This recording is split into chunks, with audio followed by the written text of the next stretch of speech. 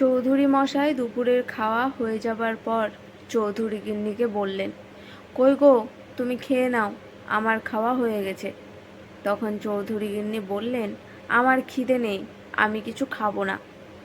উচ্চ কণ্ঠস্বরে চৌধুরী মশাই বললেন, আরও বেশি করে চা খাও, তাহলে তোমার খিদে থাকবে।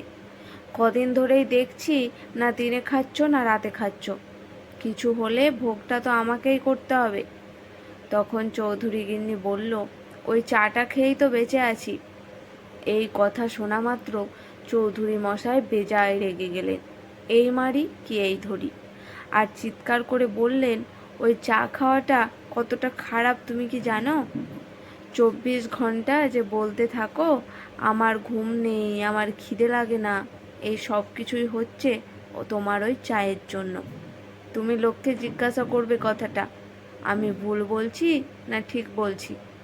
যখনই দেখি 1 কাপ, না না বলা ভুল হচ্ছে, 1 মগ চা নিয়ে বসেই আছে আর ঢক ঢক করে খাচ্ছে। কিছু বলতে গেলেই তো বড় বড় ডায়লগ। আমি এই চাটা খেয়েই বেঁচে আছি, একদিন এই চাটাই হবে তোমার মরণের কারণ। কে কার কথা শুনে? এই যে আমি বকর বকর বকছি, আমার কোনো কথা গ্রাহ্য করছে, আবার মিট মিট করে হাসছে, দেখো কেমন। প্লিজ বাবা চুপ করো, মা কোনো কথাই তোমার শুনবে না। বলে খাবার খেয়ে উঠে গেল চৌধুরী মশাই ও চৌধুরী গিন্নির একমাত্র সন্তান শুভদীপ। শুভদীপ বলল, মা, না খেলে দুর্বল হয়ে যাবে, যেমন পারো দুটি খাও, তারপর পারলে সন্ধেবেলায় ডাক্তার দেখিয়ে নাও।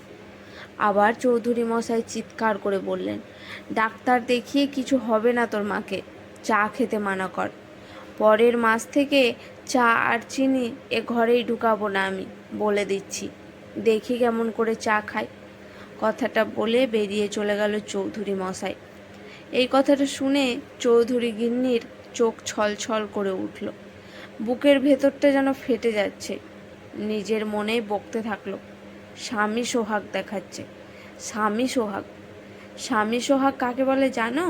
জীবনে তো কোনো দিন ভালোভাবে কথা পর্যন্ত বলতে জানলে না বউয়ের সঙ্গে, আবার এসেছে ভালোবাসা দেখাতে।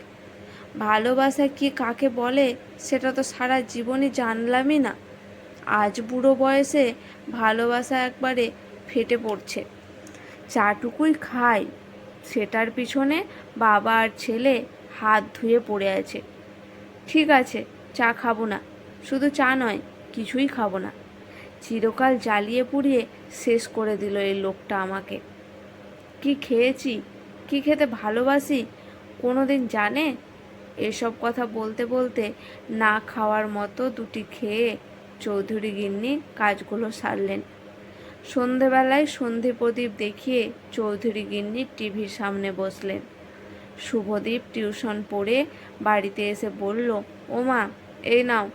চৌধুরীকে গিন্নি বললেন, এগুলো কি? শুভদীপ তখন বলল, চিকেন এগ চাউমিন আছে, কিছু খেতে পারছো না, এগুলো খাও, দেখবে মুখটা ভালো লাগবে। মা ও ছেলে দুজনে খেতে বসেছে, প্রায় খাওয়া শেষ হতে চলেছে। এমন সময় চৌধুরী মশাই বাইরে থেকে হাঁক দিলেন, শুভ, এগুলো নিয়ে যা। চৌধুরীকে গিন্নি বললেন, তোর বাবা আবার কি নিয়ে এলো? শুভদীপ বাইরে থেকে বলল, ও মা, বাবা আবার ফুচকা নিয়ে এসেছে। তখন চৌধুরীকে নিয়ে বললেন, তোর বাবা বাইরে থেকে দিয়ে চলে যাচ্ছে যে, তোর বাবাকে ঢুকে খেয়ে যেতে বল। এরপর তিনজন মিলে ওই ফুচকা খেলো ওরা। চৌধুরী গিন্নি মনে মনে ভাবতে থাকলেন, দুপুরবেলায় ফালতু ফালতু এই কথাগুলো বললেন। কিছু পুরুষ মানুষ আছে যারা সোহাগ দেখাতে পারে না, তা বলে এই নয় যে তারা তার স্ত্রীকে ভালোবাসে না, সংসারকে ভালোবাসে না। কিছু পুরুষের ভালোবাসা সুপ্ত অবস্থায় থাকে, তারা ভালোবাসা প্রকাশ করতে পারে না। আজকের গল্পটি কেমন লাগলো অবশ্যই জানাবেন। এই ছোট্ট গল্পটি যদি আপনাদের মন ছুঁয়ে যায়, অবশ্যই আমাকে সাপোর্ট করে পাশে থাকবেন।